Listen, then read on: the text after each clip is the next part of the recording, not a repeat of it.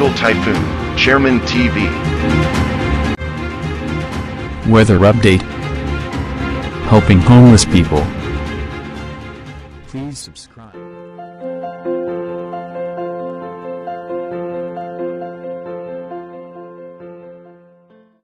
Magandang gabi po. Ito po ang latest update natin ngayong araw, November 16, 2025. Umiral nga po sa ating bansa yung Northeast Monsoon o yung amihan.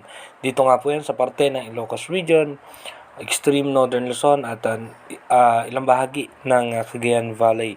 Habang yung shear line naman, apektado naman po niya ng parte ng natitirang bahagi ng Cagayan Valley at asahan po natin. Dito naman sa may parte ng Metro Manila, apektado naman po tayo dyan ng easterlies o yung mainit na hangin na nanggagaling sa dagat Pasipiko. Habang yung ITZZ naman o yung Intertropical Convergence Zone, apektado po niya ng parte ng Bicol Region, Mindanao, Visayas at pati ang parte ng Palawan. Kaya asahan natin dyan yung mga biglaang pagbuhos ng pagulan. Dumako na nga po tayo sa ating advanced weather forecast. Dito po sa ating advanced weather forecast, bukas nga po November 17, expected pa rin po natin, tuloy-tuloy pa rin ang pag-epekto ng Northeast Monsoon at ng ITCC. By November 18, asahan nga po natin bahagyang lalakas pa itong amihan at pagdating naman po ng November 19, expected na nga po natin pag lumalakas yung amihan, meron po tayong shear line at asahan natin na magiging maulan ng parte ng extreme northern Luzon at northern Luzon. Habang may possible low pressure area tayo mabubuo dahil po yan sa ITCC o yung Intertropical Convergence Zone, pero mababa ang chance niya na maging bagyo at posibleng malusaw din po kaagad. Pagdating naman po ng November 20, asahan po natin magiging maulan pa rin sa may northern Luzon, eastern section ng buong Luzon at kasama rin po dyan ang eastern section ng Visayas at ng Mindanao. Ganon din po sa Palawan, asahan natin mataas ang tsansa ng mga pag-ulan. Pagdating naman po ng November 21, asahan pa rin po natin extreme northern Luzon at northern Luzon, mataas ang tsansa ng posibilidad ng pag-ulan. At pagdating naman po ng November 22, mataas pa rin ang posibilidad ng pag-ulan sa may northern Luzon dahil po yan sa patuloy na paglakas ng Northeast Monsoon at yung pagsasalubong nila nitong easterlies, kaya nagkakaroon tayo ng shear line.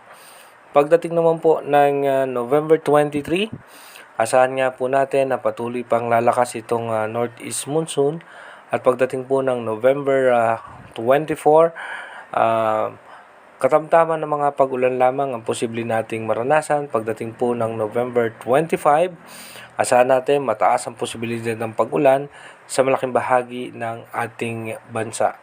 Pagdating naman po ng November 26, tuloy-tuloy nga po makakaranas po tayo ng mga pag-ulan at patuloy nga po yung paglakas nitong amihan. Pagdating naman po ng November 27, mas lalakas yung easterlies, at bahagyang itutulak po niyan yung Northeast Monsoon at yung shear line naman na magpapaulan sa parte ng extreme northern Luzon. Pagdating naman po ng November 28, so asahan po natin easterlies pa rin po at ITCC at Northeast Monsoon.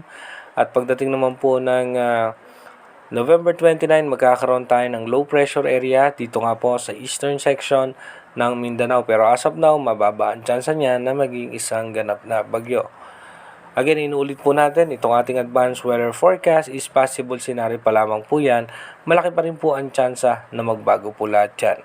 Pero as of now, expected na po natin na mararanasan natin yung Northeast Monsoon sa parte nga po ng Luzon at magiging maulan pa rin po kahit wala po tayong mga posibleng bagyo na nakikita ngayon sa ating advanced weather forecast. Manatili tayong tumutok sa ating advanced weather forecast para malaman natin yung mga posibleng sama ng panahon na makakaapekto sa ating bansa. Mag-iingat po tayo palagi.